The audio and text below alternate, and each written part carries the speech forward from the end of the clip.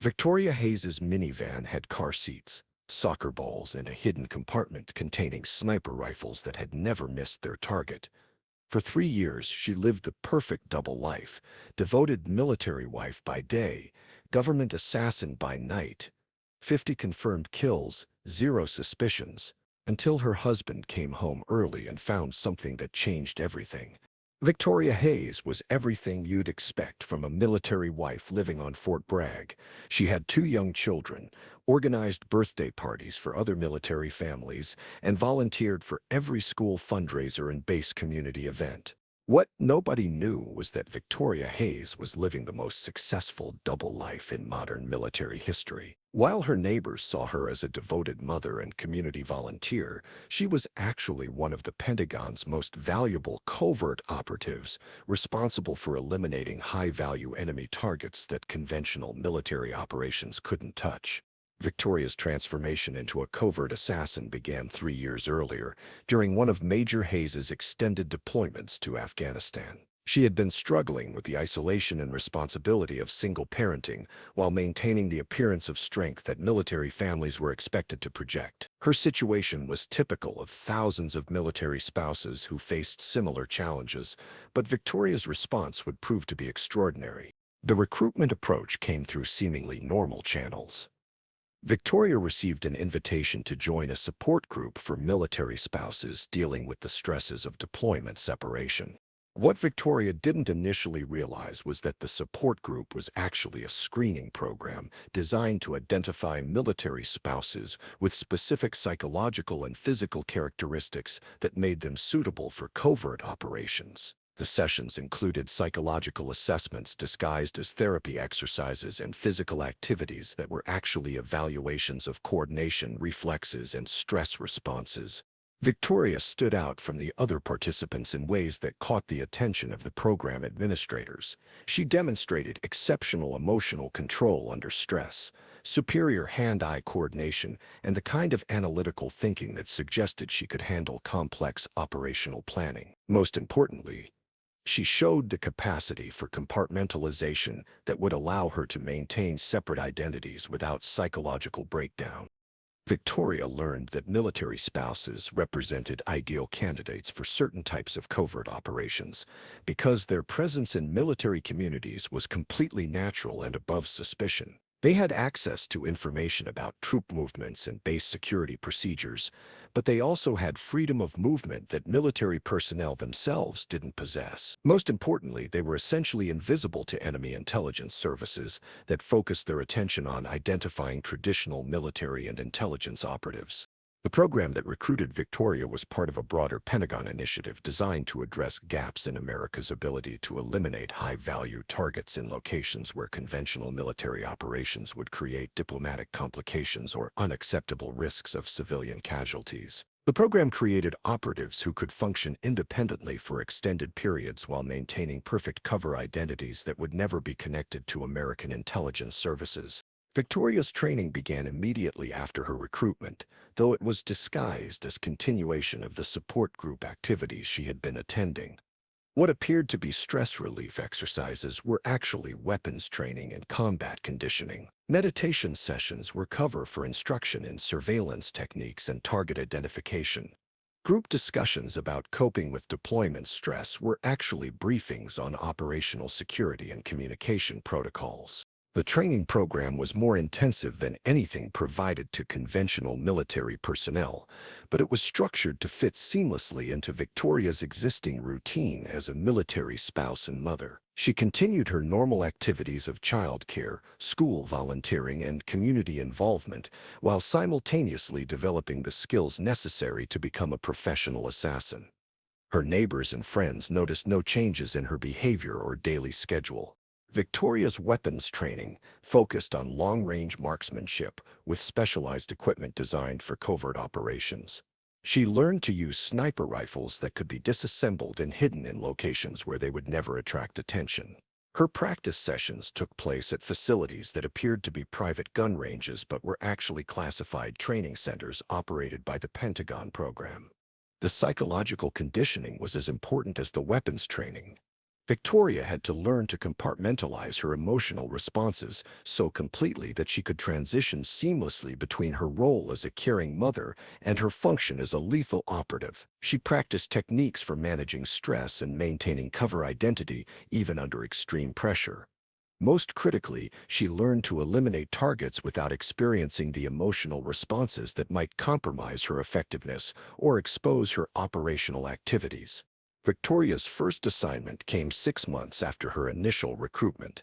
She received instructions through encrypted communications hidden in routine emails about school activities and community events. The target was a foreign intelligence operative who had been identified, planning attacks against American military installations. Conventional military response was impossible because the operative was located in a neutral country where American military action would create serious diplomatic problems. Victoria's cover for the mission was perfect. She was supposedly attending a conference for military spouses interested in starting support programs at their home bases. The conference was real, and Victoria actually participated in sessions about family readiness groups and community outreach programs. But during the conference, she also eliminated her assigned target using techniques that made the death appear accidental. The success of Victoria's first mission established her as one of the program's most valuable operatives. Over the following 3 years, she received increasingly complex assignments that required her to travel to various locations while maintaining her cover as a military spouse, attending conferences, training programs, or family events. Each mission was planned so carefully that her absences from home base seemed completely normal and drew no attention from her community or family. Victoria's operational activities were structured around her husband's deployment schedule. When Major Hayes was overseas, she had maximum flexibility for assignments that required extended travel or complex preparation. When he was home, she focused on missions that could be completed locally or during brief absences that appeared to be routine errands or social activities. The program's operational security was extraordinary. Victoria's handlers never made direct contact with her, and she received all instructions through communications that were embedded in normal internet activity. Her equipment was provided through supply chains that appeared to involve legitimate civilian businesses, but were actually controlled by Pentagon procurement operations. Payment for her services was handled through financial instruments that seemed to be routine military spouse benefits or income from part-time work. Victoria's most challenging assignments involved targets who were themselves highly trained operatives or who were protected by sophisticated security arrangements. These missions required her to develop complex operational plans that accounted for multiple contingencies and potential complications. She had to become expert in surveillance, counter-surveillance, and tactical planning at levels that exceeded the capabilities of most military intelligence personnel. The psychological impact of Victoria's double life was managed through ongoing support from program psychologists who monitored her emotional responses and provided guidance for maintaining her cover identity. She learned techniques for compartmentalizing her experiences so completely that her activities as an assassin didn't interfere with her relationships with her children or her interactions with other military families. Victoria's effectiveness as an operative exceeded all program expectations. Over 3 years, she successfully eliminated 50 high-value targets without any missions being compromised or her identity being exposed. Her success rate was perfect, and her operational security was so thorough that enemy intelligence services never suspected that attacks on their personnel were being carried out by an American military spouse living openly on a military base. The targets Victoria eliminated included foreign intelligence operatives, terrorist organizers, weapons traffickers, and individuals involved in planning attacks against American military installations and personnel. Each elimination prevented operations that would have resulted in American casualties or compromised critical national security interests. Victoria's activities directly saved hundreds of American lives and prevented numerous attacks that would have had strategic implications for American military operations worldwide. Victoria's cover identity was so perfect that she became genuinely integrated into the military spouse community at Fort Bragg. She formed real friendships with other military wives, participated authentically in community activities, and developed a reputation as someone who could be counted on to help with any project or crisis. Her involvement in school activities and volunteer work was so extensive that she received recognition from base leadership for her contributions to community morale and family readiness. The contradiction between Victoria's public persona and her covert activities created psychological pressures that would have destroyed most people, but her training and natural emotional resilience allowed her to maintain both identities successfully. She genuinely cared about her friends and community while simultaneously planning and executing operations that involved killing people who posed threats to American interests. Victoria's relationship with her children was complicated by her operational activities, though they remained unaware of her double life. She was a devoted and attentive mother who never allowed her covert work to interfere with her parenting responsibilities. She attended every school event, helped with homework, and provided the kind of stable home environment that military children needed to cope with the stresses of having a deployed parent. The operational security challenges of maintaining her cover while caring for young children were enormous.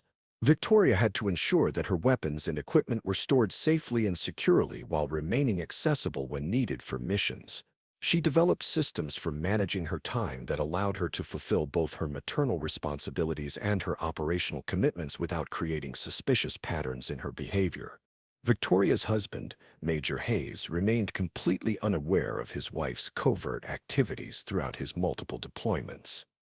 His focus on his own demanding special forces responsibilities left little time or mental energy for examining the details of Victoria's daily routine. He trusted her completely to manage their household and family, and he had no reason to suspect that her activities extended beyond the normal range of military spouse duties. The program that employed Victoria was structured to ensure that operatives' family members remained ignorant of their covert activities. This operational security measure protected both the families and the missions, but it also created enormous personal costs for operatives who had to maintain deceptive relationships with the people they loved most. Victoria's success attracted the attention of Pentagon leadership at the highest levels. Her operational achievements were briefed to senior military commanders and intelligence officials, who recognized that she represented a new model for conducting covert operations that conventional military and intelligence assets couldn't accomplish. Her case became a template for expanding similar programs to other military communities. The psychological evaluation reports from Victoria's program supervisors indicated that she had achieved an unprecedented level of operational effectiveness while maintaining perfect emotional stability and cover security. The confrontation between Victoria and her husband was the most dangerous moment in her 3-year career as a covert operative. Victoria faced the choice of maintaining her operational security by eliminating her husband as a potential threat to the program, or revealing the truth about her activities and accepting the consequences for her mission effectiveness and personal safety. The program's protocols clearly indicated that operational security took precedence over all other considerations, including family relationships.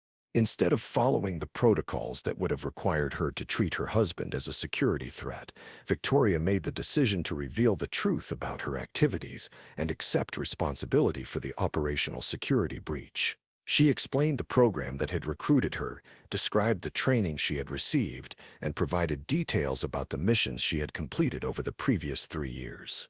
Major Hayes's reaction to learning about his wife's covert activities was complex and emotionally devastating. He experienced shock at discovering that the woman he thought he knew completely had been living a double life that involved activities more dangerous and significant than his own special forces operations. He also felt betrayed by the deception.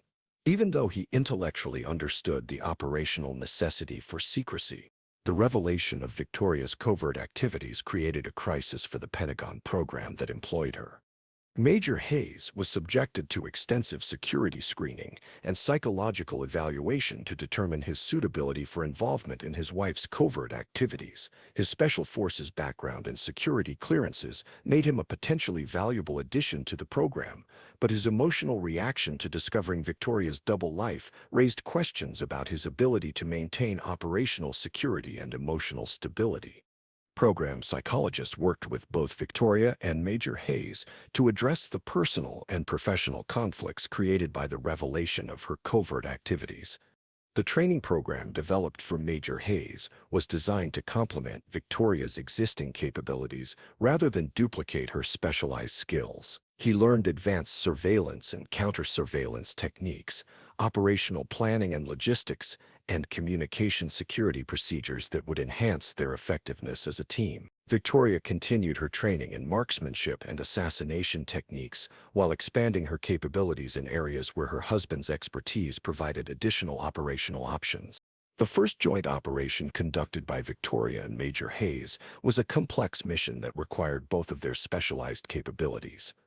The target was a heavily protected terrorist leader who was planning coordinated attacks against multiple American military installations. The mission required surveillance expertise, tactical planning, and precision elimination techniques that neither operative could have accomplished independently. The success of their joint operation established Victoria and Major Hayes as the program's first husband and wife operational team. Their combined capabilities allowed the program to undertake missions that had previously been impossible due to the complexity of operational requirements.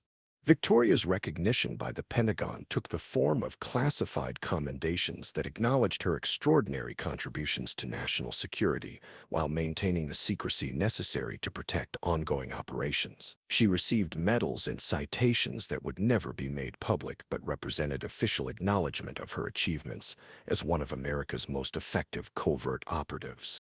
Victoria's story represents a new evolution in American intelligence operations, demonstrating that highly effective covert operatives can be recruited and developed from within existing military communities. Victoria continues to serve as an operational leader and trainer within the program, though her activities have been modified to account for her husband's knowledge of her covert role. The couple now works together on missions that utilize both of their specialized capabilities, representing a new model for husband and wife operational teams. The psychological impact of Victoria's double life continues to influence her relationships and personal development. She has learned to integrate her identities as mother, wife, and covert operative in ways that allow her to maintain authentic emotional connections while fulfilling her operational responsibilities. Her experience has provided valuable insights for supporting other operatives who face similar challenges in balancing covert activities with family relationships. Victoria's children remain unaware of their mother's covert activities, though they have benefited from the financial support and educational opportunities that the program provides to operatives' families. They continue to see Victoria as a devoted mother and military spouse, unaware that she is also one of America's most accomplished covert operatives. The legacy of Victoria's operational career extends beyond her individual achievements to influence broader Pentagon policies regarding the recruitment and utilization of covert operatives. Her success has demonstrated that non-traditional candidates can be developed into highly effective assets and that conventional assumptions about operational capabilities and security requirements should be regularly reevaluated. Victoria Hayes proved that the most dangerous operatives are often the ones who appear most ordinary and unremarkable. Her ability to maintain perfect cover while conducting extraordinary operations represents a new standard for covert effectiveness. She demonstrated that with proper training and support, individuals from any background can become capable of remarkable achievements in service of national security. The program that transformed Victoria from military spouse to covert assassin continues to identify and develop similar operatives throughout American military communities. Victoria's story serves as a reminder that the people we think we know best may be carrying responsibilities and capabilities that extend far beyond what we can observe in their daily lives. The most successful covert operatives are those who can maintain authentic relationships and community involvement while simultaneously conducting activities that serve critical national security interests. Some secrets are too important to share with the people we love most, and some achievements can never be publicly recognized. Victoria Hayes learned to find satisfaction in knowing that her contributions mattered, even if they could never be acknowledged openly. She became living proof that ordinary people can accomplish extraordinary things when given proper training, support, and motivation to serve something larger than themselves.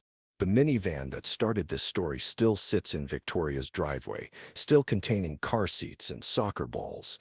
But now Major Hayes knows what else it contains, and he understands that his wife is someone far more remarkable and dangerous than he had ever imagined. Together, they continue to serve their country in ways that their neighbors and community will never understand, protecting the very people who know them only as the perfectly ordinary military family next door.